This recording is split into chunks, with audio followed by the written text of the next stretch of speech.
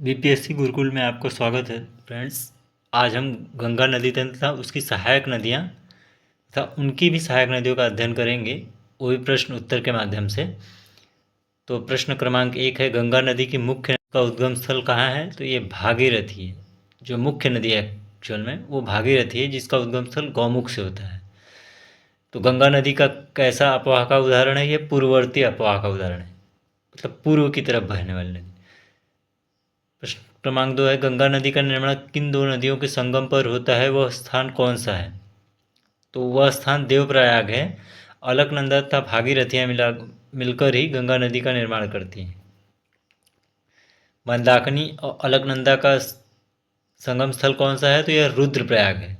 ये प्रश्न पहले पूछे गए हैं और कुछ मैंने भी ऐड ऑन किए हैं इसमें मेरे नोट्स के माध्यम से, और एक दो किताबों का रेफरेंस लेके और घटना चक्र वगैरह सबको मिलाकर मैंने ये नोट्स बनाए। अलकनंदा से पिंडर नदी का संगम कहाँ होता है? तो अलकनंदा से पिंडर नदी का संगम कर्णप्रयाग होता है। गंगा नदी कहाँ से मैदानी भाग में प्रवेश करती है? तो गंगा नदी हरिद्वार में मैदानी भाग से प्रवेश करती है। गंगा नदी उत्तर प्रदेश में कहाँ से प्रवेश करती थी? या बिजनौर से प्रवेश करती है। गंगा नदी उत्तर प्रदेश के कितने जिलों से होकर बहती है? तो ये 28 जिलों से होकर बहती है। गंगा नदी बिहार में कितने जिलों से बहती थी? या 12 जिलों से होकर बहती है। गंगा नदी किनारे सबसे बड़ा शहर कौन सा है? तो यह कानपुर है। बद्रीनाथ और केदारनाथ का प्रसिद्ध मंदिर किन नदियों के किनारे स्थित है? तो ये बद्रीनाथ का मंदिर अलकनंदा किनारे है तथा केदारनाथ का मंदिर मंदाकिनी के किनारे है। मोरीबंद डेल्टा किस डेल्टा का उपविभाग है? तो मोरीबंद डेल्टा बंगाल डेल्टा का उपविभाग है। यह नाम बागची द्वारा दिया गया है, एक भूगोलवेता है, उन्होंने यह नाम दिया। गंगा नदी बिहार में सर्वाधिक लंबी है, तो यह पटना में सर्वाधिक लंबी है। गंगा नदी की जलोढ़ मृदा की गहराई कितनी है? तो इसकी जलोढ़ मृदा की गहराई 6000 मीटर है।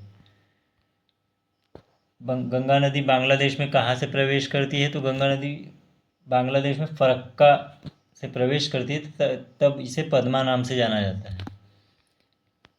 ब्रह्मपुत्र को बांग्लादेश में किस नाम से जाना जाता है? तो यह जमुना नाम से जाना जाता है।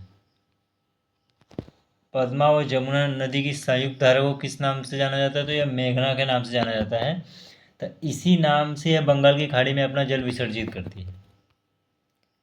अब हम फ्रेंड्स गंगा नदियों के सहायक नदियों का जो ट्रिक है वो देखेंगे तथा उनकी जो सहायक नदियाँ हैं उनके बारे में अध्ययन करेंगे। तो ट्रिक है यशोदा को राम सा कंगन।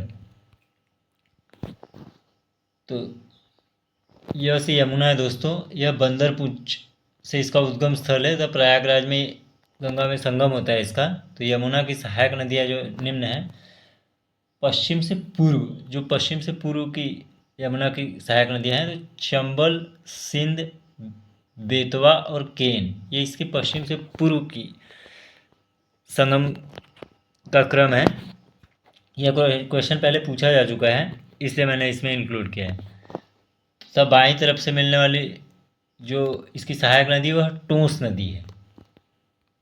अन्य जो एक सहायक नदियाँ हैं इनके, हनुमान गंगा, ऋषि गंगा, गिरी, आसन, सेंगर। तो जो अन्य सहायक नदियाँ हैं, हनुमान गंगा, ऋषि गंगा, गिरी, आसन, सेंगर हैं।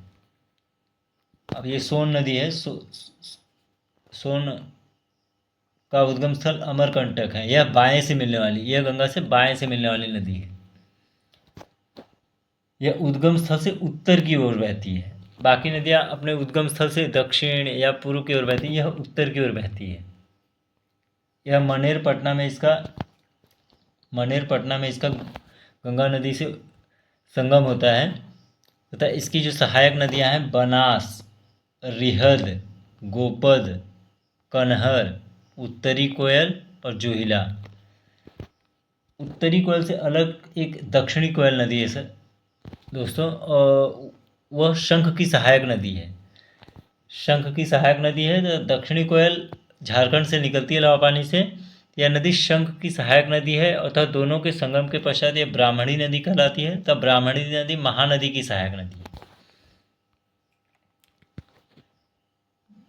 नागपुर दामोदर नदी नागपुर पठार से निकलती है, छोटा नागपुर पठार से। तो हुगली में इसका संगम है। दामोदर की जो सहायक नदियां हैं वो है कोनार, बोकारो, जमुनिया, नुनिया और बराकर। इसमें दोस्तों एक बराकर छूट गया है, एक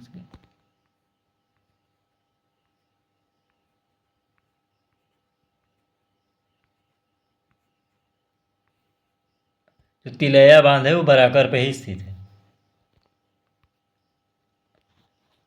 दोस्तों अगला है कोसी। कोसी ये गोसाइथान नेपाल हिमालय से निकलती है। बिहार में कटिहार से गंगा में संगम है इसका। ऋग्वेद में इसे कोशिकी नाम से चर्चा है। तो रामगंगा या बिजनौर के उत्तर प्रदेश में गंगा से मिलती है। दोस्तों करनाली नदी है, जिसे घाघरा भी कहते हैं। तो इसका जो संगम है ये सारण में होता है, बिहार के सारण में होता है। तो घाघरा की सहायक नदी जो हैं वो बूढ़ी गंगा, भैरी, राप्ती और छोटी गंडक। दोस्तों है गंडक, यह नेपाल हिमालय से निकलती है। तो सोनपुर पटना में गंगा से मिलती है। तो काली और त्रिशूर के संगम से ही गंडक नदी का निर्माण होता है। काली और त्रिशूर नदी से ही मुख्य नदी गंडक का निर्माण होता है। अब दोस्तों अगला है हुगली नदी। हुगली गंगा नदी की सहायक नदी है। तो इस जो हुगली की सहायक नदी है उसमें अजय, दामोदर, हल्दी और रूपनारायण है। अंतिम है दोस्तों कर्मनाशा नदी। कर्मनाशा नदी गाजीपुर में गंगा से मिलती है। इस प्रकार दोस्तों हमारा गंगा नदी था, उसकी सहायक नदी था, उनकी भी सहायक नदियों का तंत्र जितना भी क्वेश्चन बन सकता था या आने की संभावना है, इसमें घटना चक्र, लूसेंट और एक दो किताबों का रेफरेंस लेके मैंने वीडियो बनाया है। वीडियो अच्छा लगे तो लाइक, शेयर, सब्सक्राइब जरूर कीजिए दोस्तों। धन्यवाद।